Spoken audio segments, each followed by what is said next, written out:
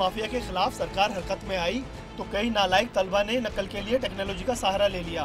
इम्तहानी मरकज में mobile phone लाने पर पाबंदी लगी तो तलबा स्मार्ट वॉच के जरिए पर्चा हल करने लगे।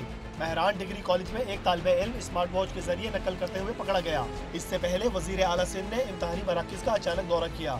इस्लामिया कॉलेज और आयशा भवानी कॉलेज में मुख्तलिफ क्लासेज में इम्तहानी अमल का जायजा लिया। तलबा से बातचीत भी की।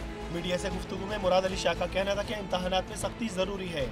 हमारे यहाँ कल्चर हो गया है, लोग मोबाइल फ़ोन्स लेके आते हैं, लेकिन हमने आज सख्ती की है और इंशाल्लाह ताला आगे भी ये सख्ती रहेगी। और ये सख्ती जो है तालिब इल्मों के लिए, हमारी फ्यूचर जनरेशन की बेहतरी के लिए इंशाल्लाह ताला मुझे उम्मीद है कि सब लोग करेंगे हमसे कोऑपरेट इस चीज़ में। जो भी होगा उसको बेनकाब करेंगे और सज़ा देंगे। वज़ीर आला की कोशिश इस हद तक तो ज़रूर कामयाब हुई कि रवा इम्तहानात में पहली बार पर्चा आउट नहीं हुआ और न सोशल मीडिया की जीनत बन सका।